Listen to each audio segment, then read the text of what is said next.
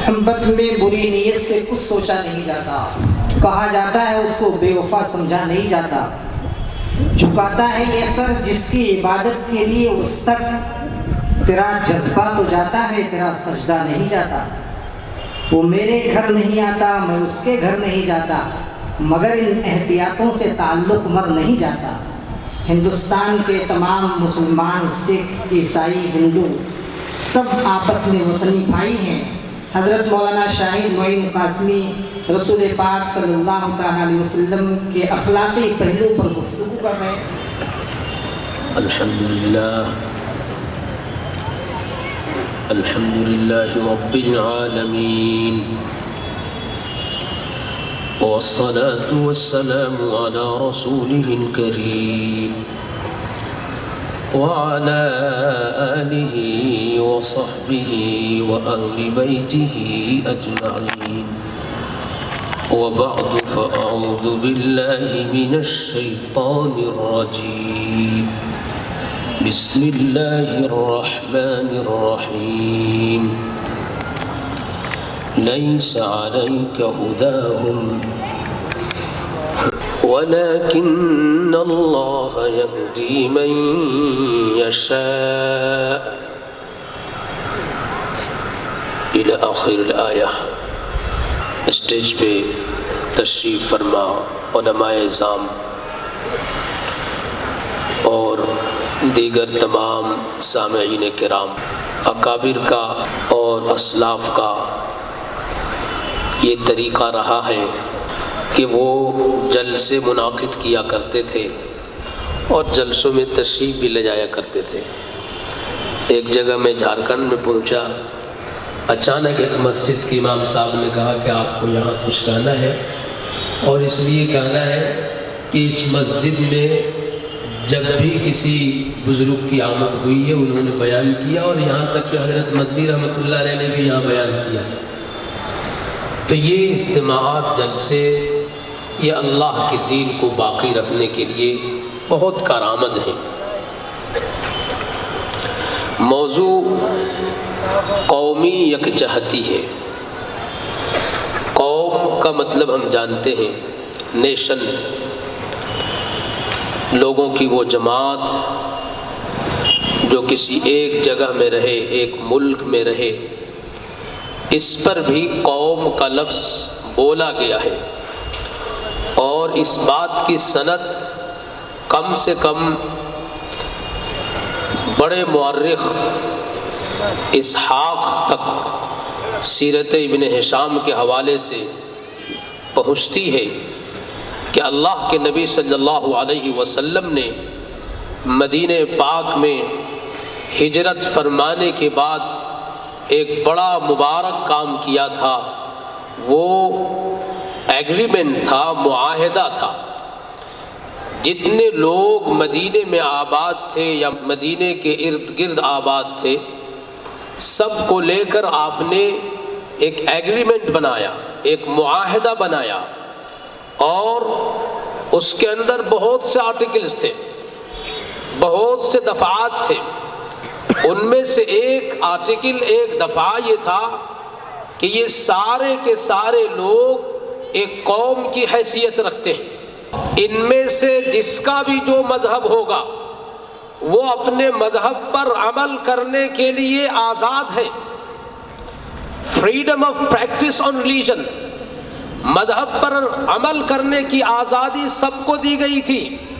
یہاں تک کہ ٹریڈیشنز، جس کے جو رسم و رواج تھے، جو زندگی گزارنے کے پرانے طریقے تھے، اسٹائلز آف لائف، ان پر بھی چلنے کی سب کو اجازت دی گئی تھی۔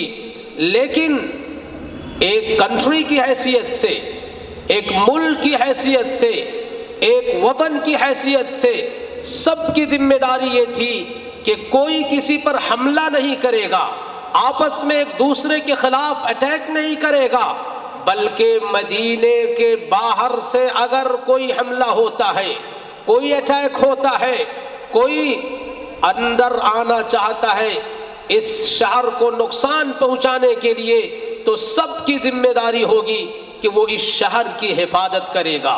یہ مذہب کی بنیاد پر نہیں تھا، یہ صرف اس شہر میں رہنے کی وجہ سے شرط لگائی گئی تھی اور سب نے ان تمام شرطوں کو قبول کیا تھا۔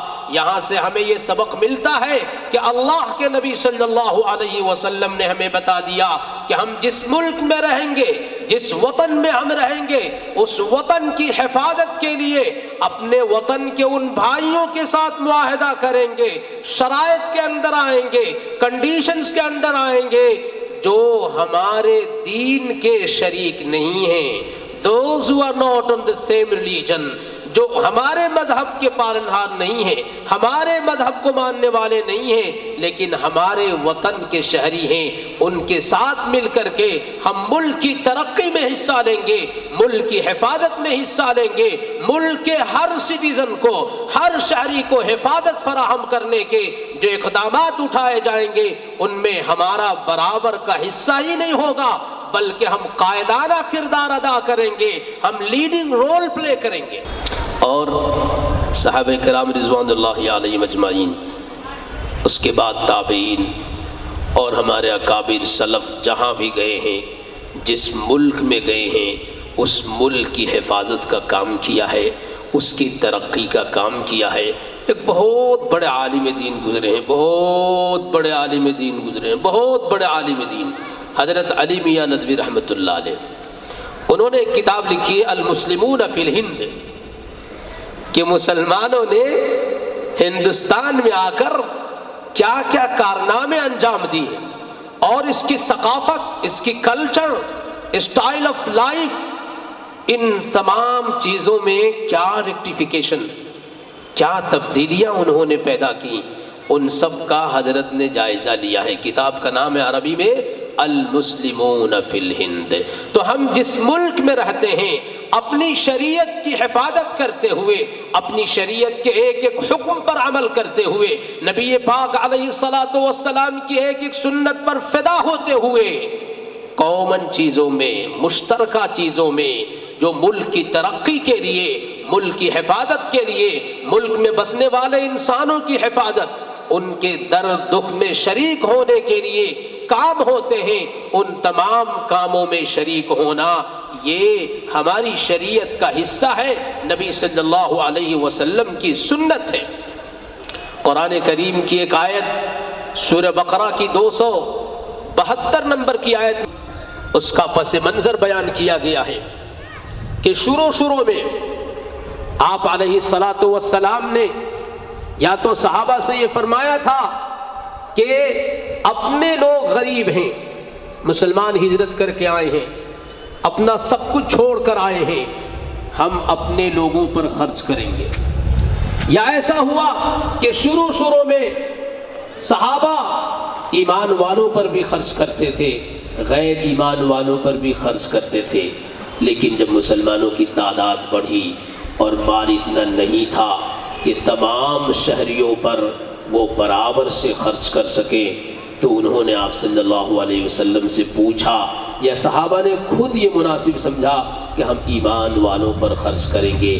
تیسری وجہ یہ لکھی ہے مفسرین نے کہ دل میں یہ تھا کہ جو لوگ ایمان نہیں لاتے ہیں ان کو خرچ کر کے کیا فائدہ، یا اگر ان پر خرچ نہ کریں تو ضرورت کی وجہ سے وہ اسلام میں داخل ہونا چاہیں گے تاکہ ہماری طرف سے ان کو فائنینشل سپورٹ ملے۔ Being needy of financial support, مالی تعاون کے محتاج ہو کر وہ اسلام میں داخل ہوں گے۔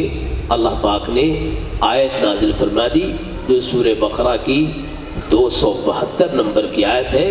اللہ نے فرمایا لیس علیک ھداھم، ان کو ایمان سے نوازنا، ان کو مسلمان بنانا، اے نبی آپ کے ذمے نہیں ہے کہ آپ اور آپ کے صحابہ یہ سوچتے ہیں کہ فائنینشل سپورٹ بند کر دیں گے تو وہ اپنی ضرورت کی وجہ سے اسلام میں داخل ہو جائیں گے۔ نہیں، وَلَكِنَّ اللَّهَ يَهْدِي مَن يَشَاءُ، یہ تو اللہ کا کام ہے، ایمان سے نوازنا، مسلمان بنانا، یہ اللہ کا کام ہے۔ اللہ تبارک و تعالی جسے چاہتے ہیں ہدایت دیتے ہیں۔ آپ لوگ جو خرچ کریں گے اس کا ثواب آپ کو ملے گا۔ وَمَا تُنفِقُوا مِنْ خَيْرٍ فَلِأَنفُسِكُمْ، جیسے پہلے خرچ کر رہے تھے اپنے ایمان والے بھائیوں پر اور غیر ایمان والے بھائیوں پر، ہر شہری پر، مدینے کے تمام باشندگان کو تم دے رہے تھے، اسی طریقے سے اب بھی دیتے رہو، تم کو اس کا ثواب ملے گا۔ وَمَا تُقَدِّمُوا لِأَنفُسِكُم مِّنْ خَيْرٍ تَجِدُوهُ عِندَ اللَّهِ، جو کچھ تم خرچ کرو گے اللہ تبارک و تعالی کہ یہاں تم اسے پاؤ گے، اللہ تبارک و تعالیٰ تمہیں اس کا ثواب دیں گے۔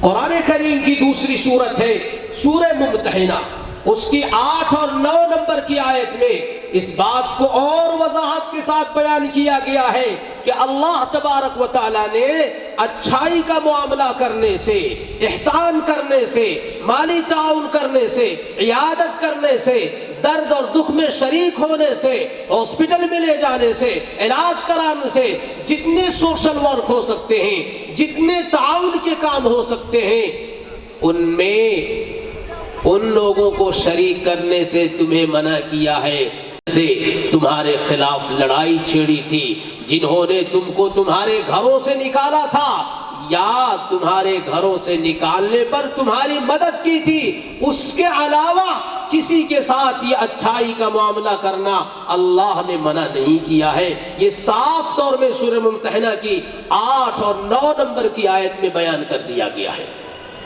اس لیے ذہن سے بات نکال دینی چاہیے کہ اپنا اور غیر، جہاں انسانیت کی ضرورت پڑے گی، خاص طور سے جس ملک میں ہم رہتے ہیں، ہمارا پڑوسی، ہمارا شہری بھائی، جیسی ضرورت پڑے گی، جس تعاون کے ہم لائق ہو سکتے ہیں اس تعاون کو ہم کریں گے، ہمارا رب ہم سے خوش ہوگا اور ہم اپنے نبی کو خوش کریں گے، اپنے نبی کی سنت کو ادا کریں گے۔ 2 سبق آپ میں چاہتا ہوں کہ دہراؤں اور ہم اس پر عمل کریں۔ پہلا ایک سبق یہ ہے، بخاری شریف کے اندر وہ ثابت ہے کئی احادیث کے اندر کہ ایک جنازہ ایک مرتبہ جا رہا تھا، آپ صلی اللہ علیہ وسلم کھڑے ہو گئے، صحابہ بھی کھڑے ہو گئے۔ پھر اس کے بعد صحابہ نے پوچھا کہ اللہ کے نبی یہ تو مسلمان کا جنازہ نہیں تھا، یہودیہ کا جنازہ تھا، جوبش کا جنازہ تھا۔ اللہ کے نبی صلی اللہ علیہ وسلم نے فرمایا کیا یہ نفس نہیں ہے، یہ جان نہیں ہے، انسان نہیں ہے؟ آج ہم جس ملک میں رہتے ہیں ہمارے سامنے دوسرے بھائیوں کے جنازے جاتے ہیں، ہم اس کا احترام کریں۔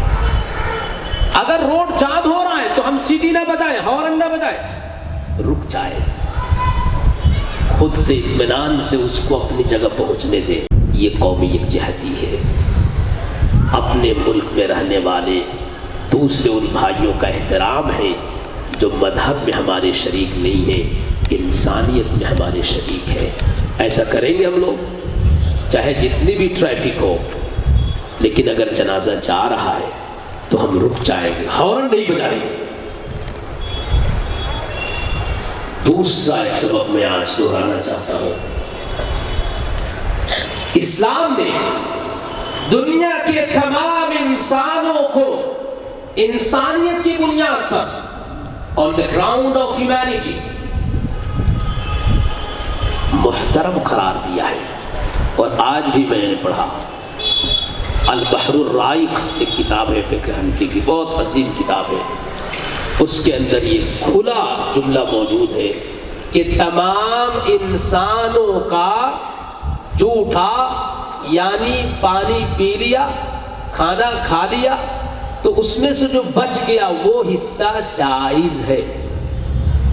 یہودی ہو یا کوئی بھی کسی بھی مذہب کا ماننے والا ہو، ہم ساتھ میں کھانا کھا رہے ہیں، اس نے گلاس میں پانی پیا، وہ چھوڑ دیا، ہم پی لیں، کیا ہے؟ انسان ہے نا، کتا تو نہیں، نعوذ باللہ من ذالک، جانور تو نہیں، نعوذ باللہ، جانور کے بھی بہت سے جانور ایسے ہیں جن کے جوٹے سے وضو کر سکتے ہیں۔ آج ہم کیا کر رہے ہیں؟ اتنی نفرت. پانی ہمارا ایمان والا بھائی پیا ہے، انسانیت سے آگے اور ایمان اس میں شریک ہے، تو میں اس گلاس کو دھوؤں گا نہیں. اور مسجد میں جہاں الگ سے مشین لگی ہوئی ہے، اس پہ پیسے خرچ ہوئے، اس پانی پہ کہیں کہیں تو جگہ بھی نہیں ہے کہ پانی سے گلاس کو دھو کر کے اس جگہ کو خراب کیا جائے. ایک ساتھ ہم کئی غلطیاں کر جاتے ہیں. تو یہ ارادہ کریں کہ ہم کم سے کم ایسا کریں گے کہ اپنے ایمان والے بھائی، انسانیت ہے، ایمان ہے، وضو کیا ہے، پاک ہے، وہ جب پانی پیتا ہے تو اس کی گلاس کو ہم کیوں کھنگال رہے ہیں؟ کیا قصور کیا اس نے؟ اسی طریقے سے کھانا ہے، ایک ساتھ بیٹھ کے کھا سکتے. اللہ کے نبی سے تو یہ ثابت ہے کہ ایک پیالے میں دودھ ہوتا تھا، ایک صحابی پیتا، دوسرا پیتا، تیسرا پیتا، ایک مجلس میں کئی لوگ پیتے. الحمدللہ ہم جماعتوں میں جاتے ہیں، ایک پلیٹ میں 5 لوگ 6 لوگ کھاتے ہیں. کیا وہاں منہ میں انگلیاں نہیں لگتی؟ لعاب لگ کے نہیں آتا ہے؟ آتا ہے. لیکن ہم کو الحمدللہ ہم اس چیز سے مانوس ہو گئے، عادت ہو گئی، محبت سے کھاتے ہیں. اسی طریقے سے پانی بھی ہم پیے. تو میں لمبی بات کرنا نہیں چاہتا. سورہ بقرہ کی 272 نمبر کی آیت، سورہ ممتحنہ کی 8 اور 9 نمبر کی آیت کی روشنی میں تقریباً درجنوں مفسرین، جس میں ابن کثیر بھی ہیں اور فخر الدین رازی بھی ہیں، طبری بھی ہیں، قرطبی بھی ہیں، اس طرح کے بڑے پائے کے مفسرین، سب نے کہا کہ ان آیات کا مقصد یہ ہے کہ مالی تعاون میں انسانیت کی بنیاد پر انسانوں کی خدمت میں کوئی فرق نہیں کیا جائے گا. 2 باتیں میں نے بتائی کہ ایک تو ہم کسی انسان کے ساتھ کھانے پینے میں جب تک اس کے منہ میں شراب ایک دم واضح طور پہ نہ ہو، ہم جھجک محسوس نہ کریں، ہم کھائیں پیئیں. اور خاص طور سے مسجدوں میں جو ہم کر رہے ہیں کہ پانی صاف ستھرا ہے، پینے والا باوضو ہوا ہے، اس کے بعد وہ پیا ہے، اس نے پانی کا کوئی حصہ بھی نہیں چھوڑا، اس کے بعد ہم گلاس کھنگال رہے ہیں، فضول خرچی کر رہے ہیں اور اپنے بھائی کی اہانت کر رہے ہیں. اللہ تبارک و تعالی ہم سب سے ان تمام برائیوں کو ختم فرمائے، اور جس ملک میں ہم رہتے ہیں اس میں ہم کو بڑے قائدانہ خدمت اور انسانوں کی ترقی کے کام کے لیے قبول فرمائے. وآخر دعوانا ان الحمدللہ رب العالمین. اور مجھے یہ یاد آ رہا تھا کہ رہ کے بنگلے میں بھی اخلاق نہ بھولے اپنا، رہ کے بنگلے میں بھی اخلاق نہ بھولے اپنا. گھر سے جانے دیے سڑکوں پہ اجالے ہم نے ہر دور میں انسان سے محبت کی ہے. دولت آئی ہے تو کتے نہیں پالے ہم نے.